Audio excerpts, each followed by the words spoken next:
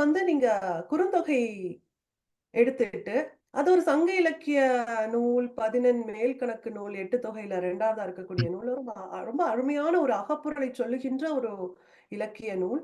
அதுல வந்து 401 பாடல்கள் இருக்கு. இறைவணக்க பாடலோடு சேர்த்து.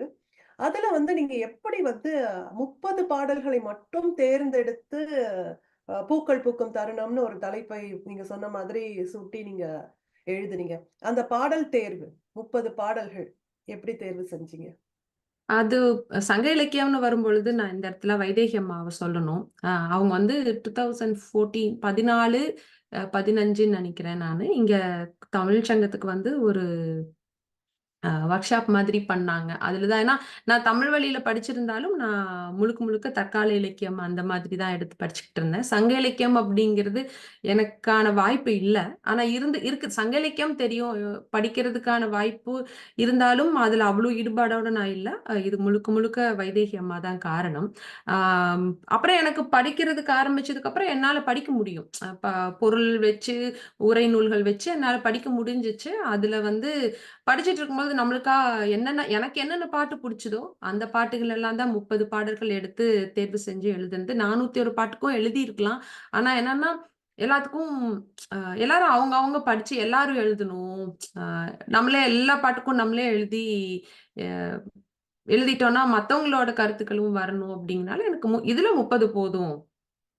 அ புறநானூறுல வேணும்னா, நம்ம அதுல ஒரு 30. அந்த மாதிரி எடுத்துக்கலாம். எல்லாரும் சேர்ந்து பண்ணணும் அப்படிங்கிறது அந்த நேரத்துல எனக்கு தோணுனதுனால, 30 பாடல்கள் போதும். எல்லாமே காதல்.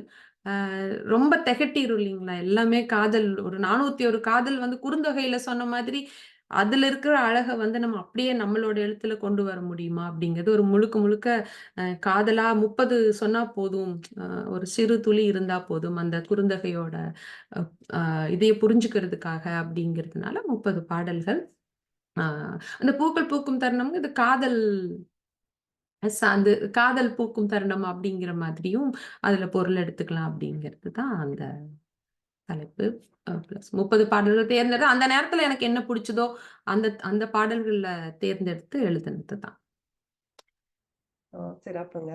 ஆ அதாவது இன்னும் உங்ககிட்ட நெறைய சங்க இலக்கிய ஆ இலக்கியம் எடுத்து நெறைய வந்து உங்ககிட்ட இருந்து நாங்க எதிர்பார்க்கிறோம். குறுங்கவிதைகளாக இருக்கட்டும், நிச்சயமாக நெறைய சிற்றிலக்கியம்லாம் எடுத்துட்டோம்னா, நெறைய விஷயங்கள் இருக்கு. தூது இலக்கியம், ஆ நம்ம அதுலருந்து நாங்க பேசியிருக்கிறோம் அதுலலாம்.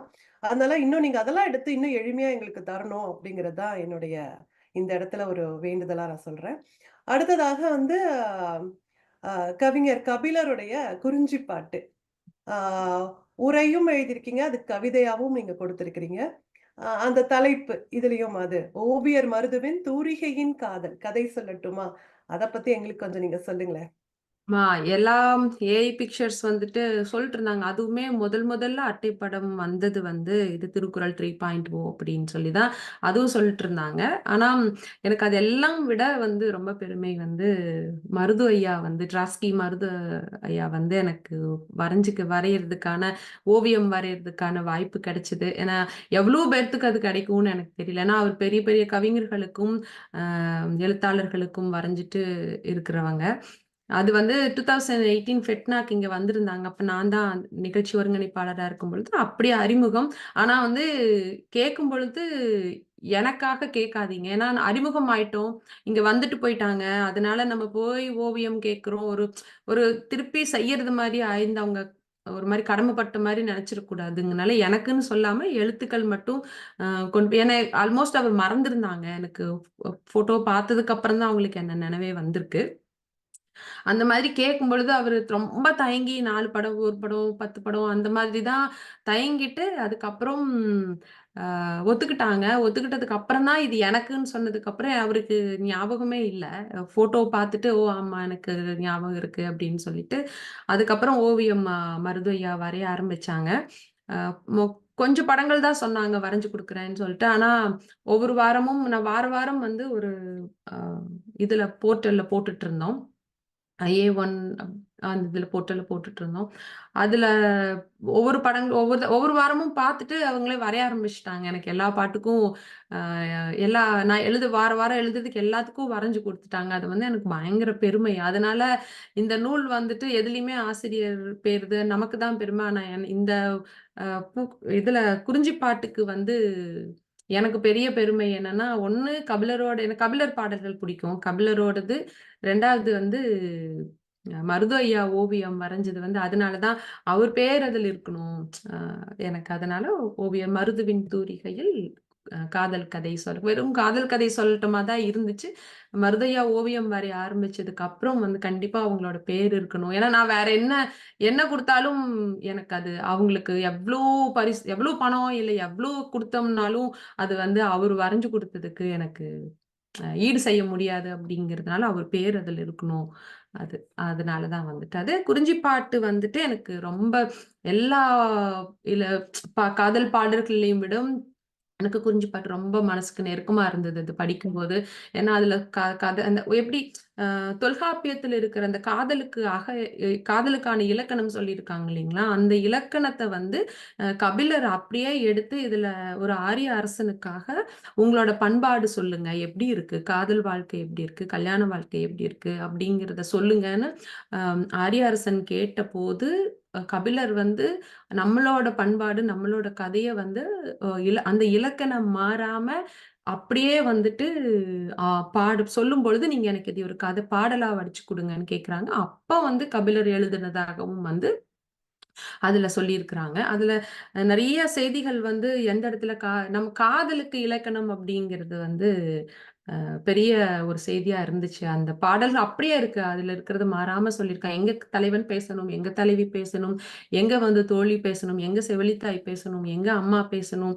இந்த மாதிரி எந்த இடத்துல எப்படி நடந்துக்கணும் அப்படிங்கிறதுக்கு ஒரு இலக்கணம் இருக்கிற ஒரே இனம் வந்து நம்மளோடதா தான் இருக்கும். தமிழர்களுக்கு தான் இருக்கும் பெருமை அப்படிங்கிறது. தொல்காப்பியத்துல இருந்து எடுத்து பண்ணுனதுனால, எனக்கு அதுல ஒவ்வொன்னும் ரொம்ப அழகா இருக்கும். அந்த நீராடுறது, அதுல மலர்கள் அவங்க சூடுறது, அந்த யானை விரட்டுறது, திணைப்புலம்ல போய் அவங்க பேசுறது, எல்லாமே ரொம்ப அழகான ஒரு செய்திகளா இருந்ததுனால, அந்த முழுக்க காதல் திரும்பவும் வந்துட்டு அதுல சொல்லியிருக்கிறது வந்து அந்த காதல் தோன்றது, காதல் எப்படியெல்லாம் நடக்குது, கல்யாண வாழ்க்கை வரைக்கும் சொல்லியிருக்கிறாங்க. அது வரைக்கும் தான் அந்த இலக்கணம் சொல்லியிருக்காங்க. அது வந்து ரொம்ப ரொம்ப அப்படியே ஒரு திரைப்படம் பார்க்குற மாதிரி இருக்கு. இது திரைப்படமா எடுத்தா ரொம்ப ரொம்ப அழகா இருக்கு. இப்ப நெறைய பொன்னியின் செல்வன் எடுத்திருக்காங்க, பாகுபலி அந்த மாரி பெரிய பெரிய படங்கள் எடுத்திருக்காங்க. இதை வந்து எடுத்தாங்க அப்படின்னா, ஒரு பெரிய பிரம்மாண்டமான ஒரு காதல் படமா இருக்கும் அப்படிங்கிறதுனால, எனக்கு அது ரொம்ப நெருக்கம். மருதையா ஓவியம் வரைஞ்சது இன்னும் பெரிய அ எனக்கு கிடைச்ச ஒரு பெரிய பரிசு.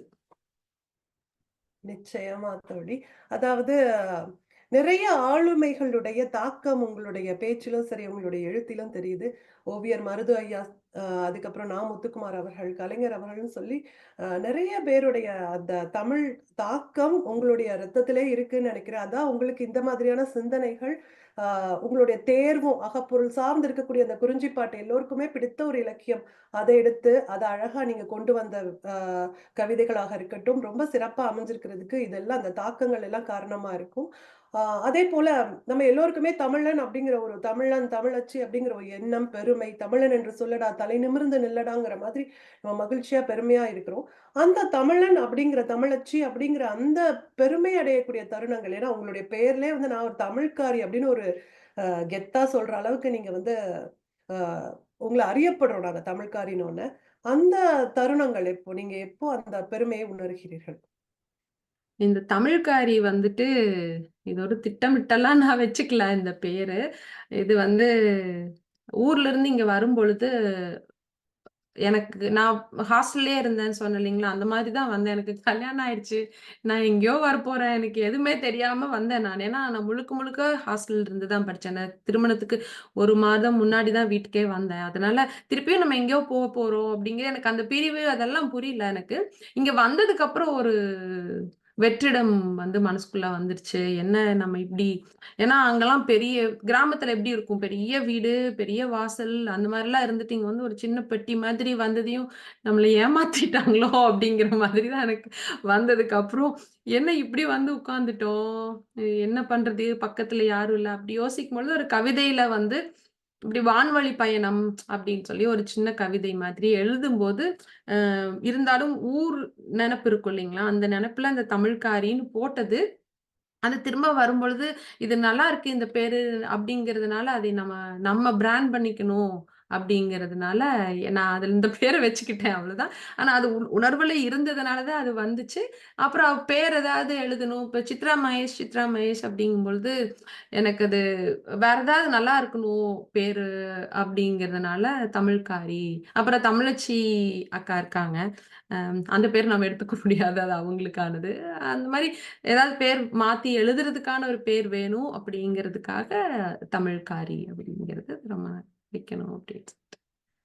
சரி, இங்க சரி. வந்ததுக்கு அப்புறம் ரொம்ப தமிழ் அப்படியே நமக்கு அப்படியே இருந்தது வந்து அப்படியே வெளியில பொங்கி வரும்பொழுது ஏன்னா நம்ம மிஸ் பண்றோம் இல்லைங்களா? இங்க வந்து நான் வரும்பொழுது ரொம்ப குறைவா தான் இருந்துச்சு. எனக்கு தெரியாது. அதனால முகநூலெல்லாம் நான் எழுத ஆரம்பிச்சதுக்கு அப்புறம் எனக்கு வந்து இந்த தமிழ்க்காரிங்கிறது விட்டுறக்கூடாது. இது எனக்கானது என்னோட பேரு.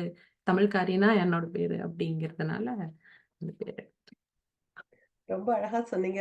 அதான் பொதுவா நம்ம ஊர்ல இருக்கும்போது நம்ம அப்படியே இருப்போம். நம்மள சுத்தி எல்லாருமே நம்மவர்கள், நம் நாடு, நம் இனத்தவர்கள்னு அப்படி இருந்துர்றோம். வெளி மாநிலம், வெளிநாடுன்னு வரும்பொழுது, அ நிச்சயமா வந்து நம்மளுக்கு அந்த பற்றுதல் வந்து இன்னும் அதிகமாயிக் கொண்டே தான் போகுது. நம்ம மனிதர்கள பார்க்கும்பொழுது ஒரு மகிழ்ச்சி ஏற்படுறது எல்லாமே, அதுவும் இங்க புதிதாக வரும்பொழுது அந்த உணர்வு, அ நிச்சயமா நீங்க சொல்லும்பொழுது என்னுடைய அந்த அனுபவங்கள்லாம் தான் எனக்கு ஞாபகத்துக்கு வருது. ரொம்ப அழகா சொன்னீங்க. அடுத்து வந்து